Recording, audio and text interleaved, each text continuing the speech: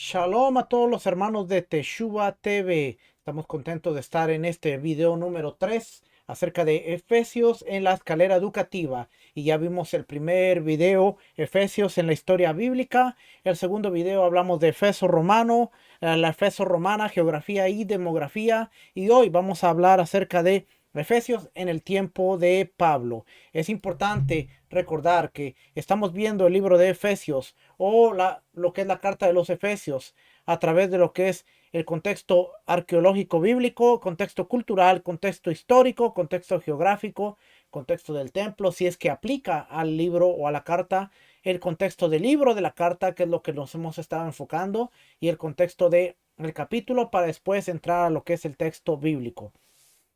La carta a los Efesios es una de las cartas más usadas, pero también es una de las cartas que más se saca de su contexto por la información que contiene. Y muchas veces tomamos muchos pasajes de la carta de los Efesios, los filtramos a través de un dogma, de una teología, y entonces creemos que Pablo está hablando en contra de la Torah de Dios, Pablo está hablando de cosas diferentes a lo que realmente es el mensaje de Pablo en la iglesia de los Corintios o la congregación de los Corintios. Acuérdense, muchas de las cosas que vimos en los videos pasados es dónde estaba Efesos, qué constituía Efesos, era una colonia romana muy importante para el comercio, muy importante para las rutas marítimas. Estaba el templo de Diana, uno de los templos más famosos, y la mayoría de la gente tenía sus ganancias a través de las ventas de estatuillas a Diana. Efeso se consideraba como guardiana del templo de Diana. Lo vimos la semana pasada. Así es que hoy vamos a ver a Éfeso en el tiempo de Pablo. Y acuérdense, estamos leyendo de el comentario geográfico Lexan. Este librito aquí, comentario geográfico Lexan, de Hechos hasta Apocalipsis. Efeso en el tiempo de Pablo. Después de dejar a Priscila y Aquila en Efeso para establecerse. Ok, entonces vamos a darnos cuenta que realmente los que trabajaron en esta congregación, porque Pablo estuvo 18 meses en la ciudad de Éfeso, dejó a Aquila, dejó a Priscila y Aquila ahí, y él regresó a Jerusalén. ¿Por qué? Vamos a seguir leyendo por acá. Dice, después de dejar a Priscila y Aquila en Éfeso para establecerse, Pablo volvió a Jerusalén, Antioquía y finalmente a Galacia y Frigia. Todo esto lo encontramos en el capítulo 18 de la Biblia. Si nosotros regresamos al capítulo 18, vamos a ver, habiendo arribado a Cesarea, subió a saludar a la iglesia y luego descendió a Antioquía. Y después de estar ahí por algún tiempo, salió recorriendo por orden la región de Galacia y Frigia, confirmando a todos los discípulos. Llegó entonces a Éfeso un judío llamado Apolos, natural de Alejandría, varón elocuente, poderoso en las escrituras. Este había sido instruido en el camino del Señor y siendo espíritu fervoroso, hablaba y enseñaba diligentemente lo concerniente al Señor, aunque solamente conocía el bautismo de Juan. Y hablamos que antes de llegar a Corinto, Apolo llegó a Éfeso, conoció a Priscila, conoció a Aquila y probablemente aprendió de ellos el mensaje a través del ente de Yeshua, porque él conocía la Torá. Dice, él conocía el bautismo de Juan, el de Johanán el inmersor. Así es que ellos tienen contacto con Priscila, con Aquila.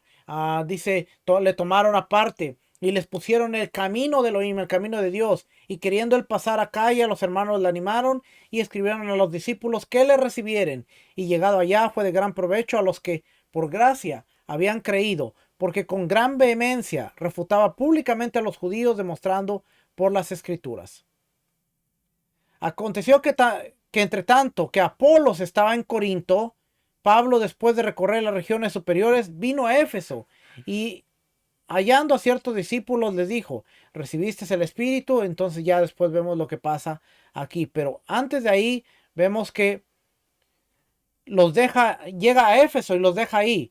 No debemos olvidar eso, está en el capítulo 18. Mas Pablo, habiéndose detenido muchos días ahí, después se despidió de los hermanos y navegó a Siria, y con él Priscila y Aquila, habiéndose rapado la cabeza en Cencrea, porque tenía hecho un voto. Llegó a Éfeso, y los hermanos y los dejó ahí. Entrando en la sinagoga discutía con los judíos, los cuales le rogaban que se quedase con ellos por más tiempo, mas no accedió, sino que se despidió de ellos diciendo: es necesario que en todo caso yo guarde la fiesta que viene, pero otra vez volveré a vosotros, si Dios quiere, y zarpó a Éfeso. Va a Jerusalén. Después, mientras él regresa a Jerusalén, ahora Apolos está en Corintio. Es cuando él escribe la carta a Corintio, porque hay problemas y la gente está diciendo que son discípulos de Apolo, discípulos de Kefas, de Pedro, discípulos de Pablo, y ahora usted ya entiende cómo la conexión se está dando en todo esto, ¿ok? Entonces, aquí dice que él estuvo ahí, hizo milagros, hizo muchos milagros, tiene el problema con las estatuillas de los que vendían las estatuillas de Diana, y después él tiene que salir, y mucho tiempo después viene la carta que estamos leyendo. ¿Okay? Seguimos leyendo entonces por aquí. Mira el comentario. Y dice aquí entonces: cuando finalmente regresó a Éfeso, ya lo leímos que regresó, habiendo entrado a través de la puerta Magnesia, la abertura principal en los muros de fortificación, en el lado sureste de la ciudad. Este es el camino que se conectaba a Éfeso con Magnesia, en el meandro, a unas 15 millas al este, y de ahí a un antiguo camino que conducía hasta Babilonia. Una caminata corta lo habría traído hasta el foro cívico, el centro del gobierno de la ciudad. Aquí habría visto un patio en gran parte abierto de aproximadamente 525 por 190 pies, unos 160 por 58 metros, rodeado de pórticos con columnas, el más magnífico de los cuales habría sido la Basílica de Stoa, construida alrededor del siglo XI antes de la era común por Sexto Polio.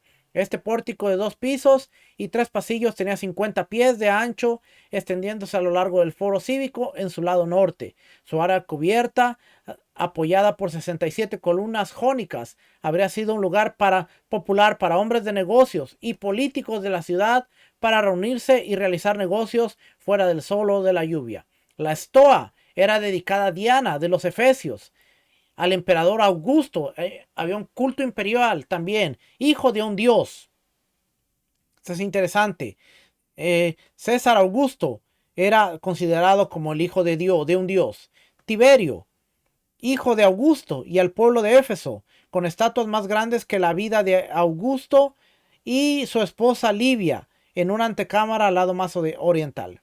Aquí vemos Aquí vemos un poquito de Éfeso, Antioquía, pasando por Jerusalén. Aquí nos está relatando el viaje, donde está Jerusalén, Berea, todo lo que el viaje que estaba haciendo Pablo. Ahora, esta es la ciudad. Aquí había una muralla. Acuérdense que las ciudades eran amuralladas. Era lo que garantizaba la protección de la ciudad. Y aquí nos está diciendo el templo de Sebústolos, Algora. En los días de Pablo, Éfeso aún no tenía su famosa biblioteca, sus elaborados gimnasios y baños, o templos construidos en honor de emperadores deificados. No obstante, ya era llamada la ciudad más grande de Asia. Oiga bien, porque era una ciudad grandísima y se caracterizaba por el gran teatro, suntuoso templo de Artemisa. Cuando Pablo visitó Efeso, su población era aproximadamente de 250,000 personas. Éfeso era un próspero puerto en el primer siglo, situado en el único gran sistema de carreteras del área que conducía de este a oeste. O sea, tenía una ruta marítima y una ruta terrestre. Había pasado casi un siglo desde la última vez que había sido invadido. La ciudad era orgullosa y próspera, y una fuerte comunidad judía prosperaba ahí. Ya sabemos cómo llegó la comunidad judía. Y aquí vemos alguna de la geografía. La puerta Magnesia. Aquí está lo que le acabo de describir. La Basílica de Stoa. Vea todos los pilares. Y estas son las ruinas de lo que queda la puerta Magnesia. La ciudad estaba bien abastecida con agua, y cantidades importantes fueron transportadas por acueductos, uno de los cuales también fue construido como un regalo para la ciudad por Sexto Polio. El agua se recogió en cisternas. Uno de los principales nodos se encuentra en el lado sur del foro cívico y se distribuyó por toda la ciudad a través de tuberías de arcilla, tanto para las fuentes públicas como a residencias privadas. Y aquí vemos el sistema de acueducto para el agua, las tuberías del suministro de agua. Varios edificios públicos dominaron el foro cívico en la época de Pablo, 3 de los cuales se encontraban en el lado norte de la Basílica de Stoa. Primero, el Pritaneo, en la esquina noroeste del foro, era el sitio sagrado, el corazón de la ciudad. Vamos a ver si nos muestra por aquí. Dice multimedia, corazón de la ciudad. El fuego simbólico se mantenía perpetuamente encendido como símbolo de la hospitalidad de la ciudad. Habría sido un lugar donde se celebraban cenas estatales y se entregaría a dignatarios extranjeros, pero también seguía siendo el lugar para el culto de varios dioses y diosas griegos tradicionales. Las inscripciones en los pilares erigidos registran los nombres de los sacerdotes, los curetai, que sirvieron tanto en este edificio como los ministerios de Ortigia, de Artemisa. Esto se encuentra en el libro de Estrabo, Geografía. Un pequeño templo de Artemisa, la diosa patrona de la ciudad, estaba al lado de Pritaneo, al final de la ciudad. Parte de este templo había sido dedicado nuevamente al culto de Julio César. Había culto al César, culto imperial. Consistía en un patio de unos 108 por 95 pies, rodeado de columnatas de 3 de sus lados. En el cuarto, una serie de 7 escalones conducía a los santuarios gemelos. Al este de esto se encontraba un Odeón, un pequeño teatro adecuado para actuaciones musicales y recitales poéticas. La estructura actual data del siglo II y también sirvió como lugar de reunión para el Consejo Cívico. Como se han llevado a cabo excavaciones debajo de la estructura, no se sabe si fue construida sobre una estructura más antigua que sirvió como sala del Consejo en tiempos de Pablo. Y aquí vemos una imagen de lo que era el Pritaneo. La imagen que quería abrirles hace rato es... creo que por aquí está la imagen. Las ruinas de lo que es el templo de Julio y Artemisa. Y esto es Odeón de Efeso, antes y después.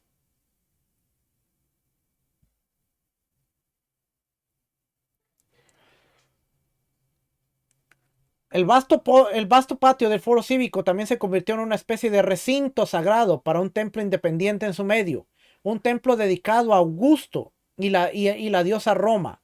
El culto a los emperadores romanos, culto imperial, se había convertido en una importante expresión de lealtad y gratitud al principal mecenas del mundo por parte de los ciudadanos de Éfeso.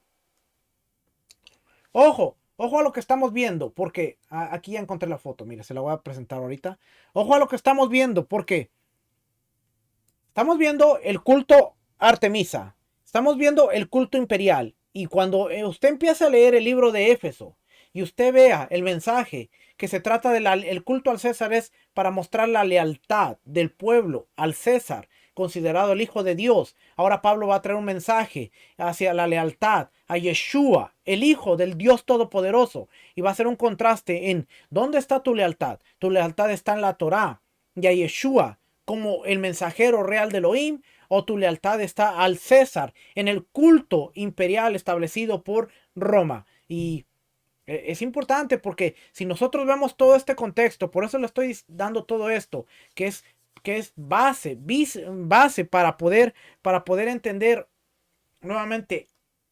Este es el contexto del libro o de la carta. Estamos aquí. Y en el contexto del libro de la carta lo estoy presentando contexto geográfico, contexto histórico, contexto cultural y arqueología bíblica. Para poder entender el contexto del libro o de la carta. Eso quiere decir que nosotros entendemos todo lo que estamos leyendo. Cuando usted tome y empiece capítulo 1 del libro de Éfeso, versículo 1, y empieza a leer, usted va a entender, ya entiende cuál era el problema, cuál era la situación, cuál era el contexto cultural, cuál era la geografía y cuál era el contexto del libro, para qué, hacia dónde iba dirigida la carta y qué problema estaba tratando de apuntar Pablo con esa carta, porque acordémonos, Pablo visita Éfeso, pero él se va y después la carta viene como un producto de amonestación para tratar de resolver un problema que está en esa ciudad. y a través de todo lo que estamos viendo podemos aprender muchísimo. Esta es la imagen que le quería mostrar. Déjame cerrar esto. Entonces dice aquí: el culto a los emperadores romanos se había convertido en una importante expresión de lealtad y gratitud al principal mecenas del mundo por parte de los ciudadanos de Éfeso, como en el caso de todas las provincias de Asia, cuyas ciudades compitieron porque lo consideraron el privilegio de construir tales templos para la diosa Roma, la personificación divina de la ciudad de Roma, y para los miembros de la familia imperial. Este templo, que tenía filas individuales de 6 columnas al frente y atrás y 10 columnas a los lados, tenía una dimensión de aproximadamente 50 por 72 pies. Y aquí vemos a templo de Augusto y de la diosa romana. Pablo habría dejado el foro cívico por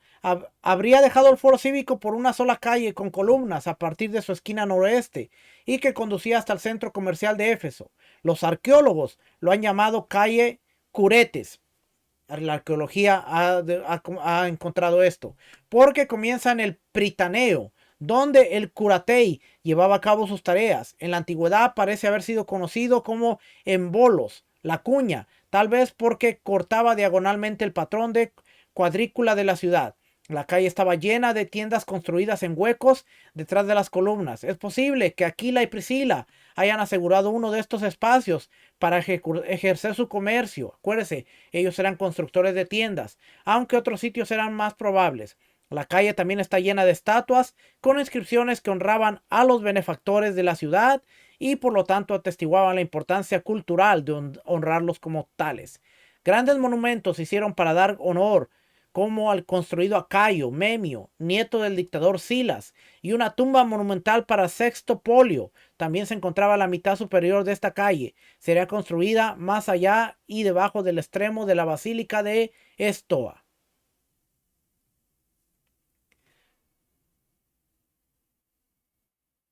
Aquí está la calle de Curetes. Esta es la fotografía de tienda en la calle de Curetes. Así era la tienda. Acuérdense que había un mercado. Esta es la estatua en la calle de Curetes. Había estatuas. Esto lo leímos. Esta es Monumento a Cayo Memio.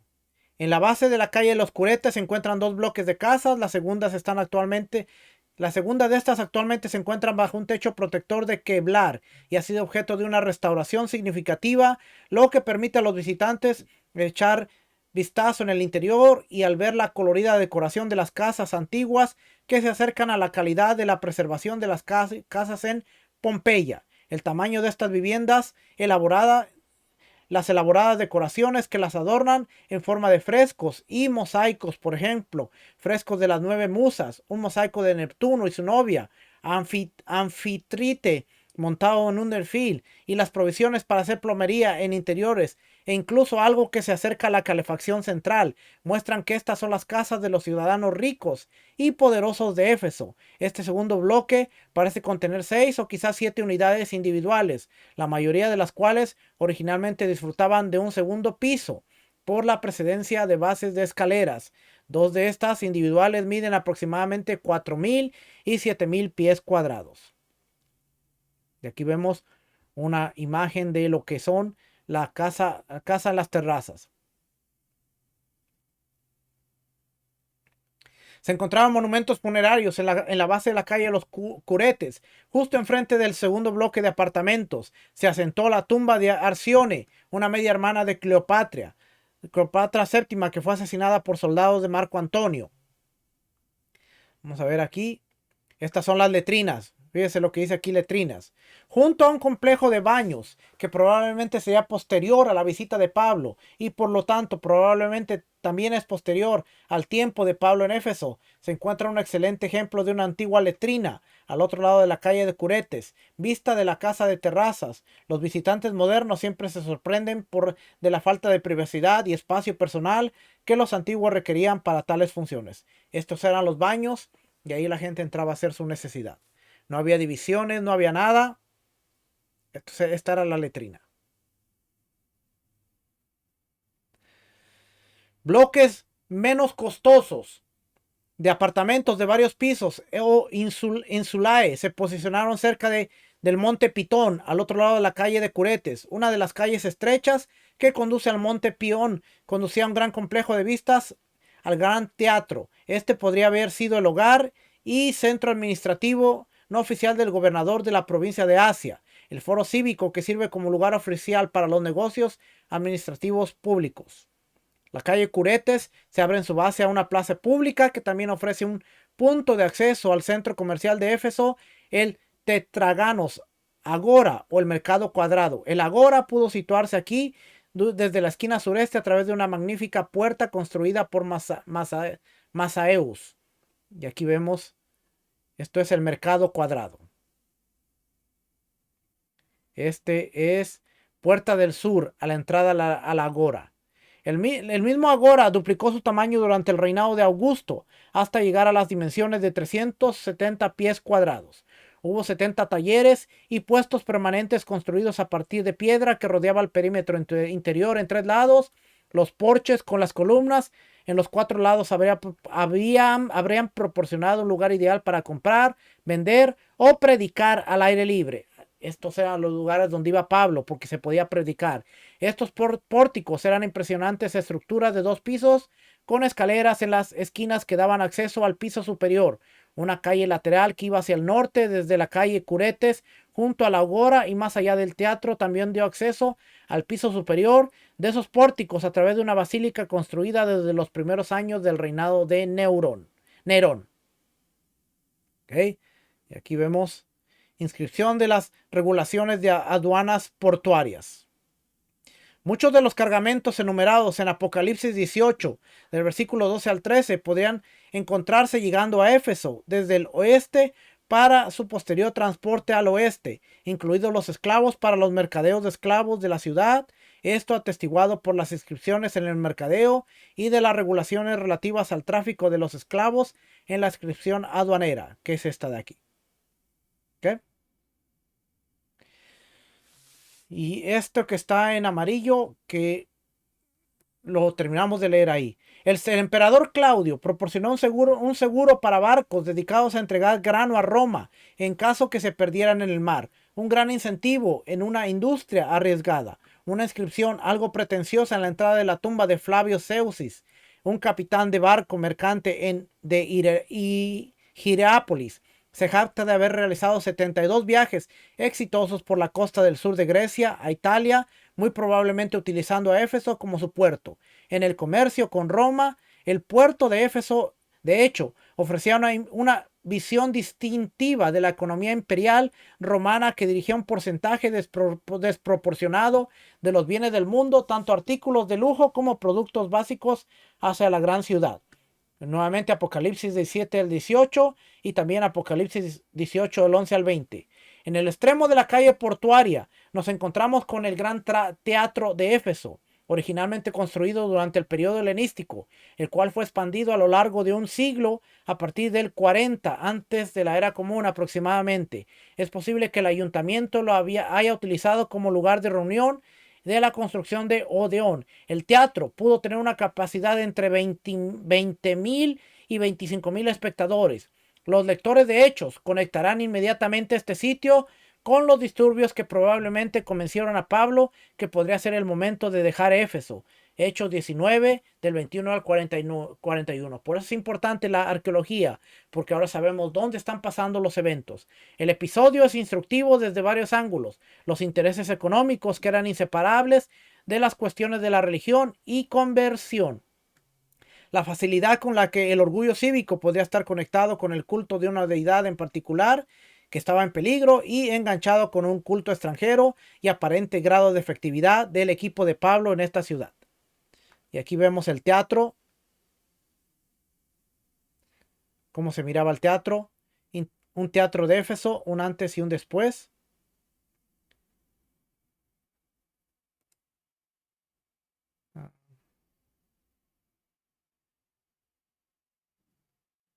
La calle que iba hacia el norte desde la calle Curetes, pasando por el Gran Teatro, continuó más del norte hasta el complejo de un gimnasio que comenzaba justo en diagonal frente al teatro. y finalmente a un vasto estadio. Durante el periodo helenístico habría sido un simple estadio de tierra con el que se encuentra como el que se encuentra en Olimpia, en Grecia. Fue construido en piedra con asientos típicos de estadios sobre pasillos arqueados durante el reinado de Nerón. El estadio fue el hogar de Efesia, una serie de juegos anuales que atraía a competidores de toda la provincia que involucraba tanto atletas como concursos artísticos, incluyendo música y danza. Otra salida principal de las fortificaciones de la ciudad se podía encontrar detrás del estadio, la puerta Coresia, desde la cual el gran templo de Artemisa habría sido claramente visible a lo lejos. Estamos viendo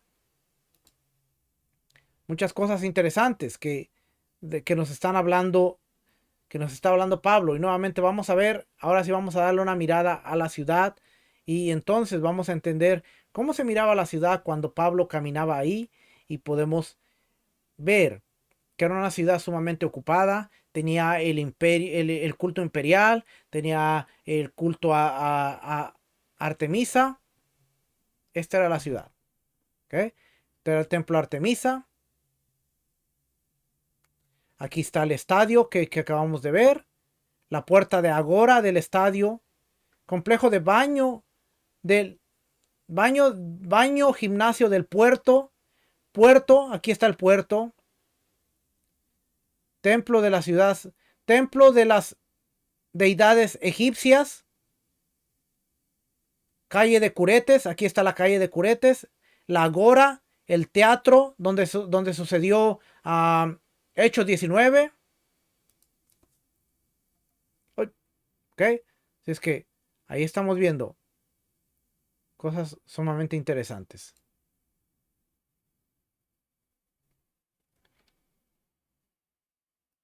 ¿Por qué es importante todo esto que vemos aquí?